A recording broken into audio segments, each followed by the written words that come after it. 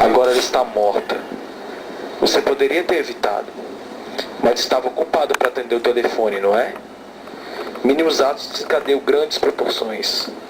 No final, você não controla nada.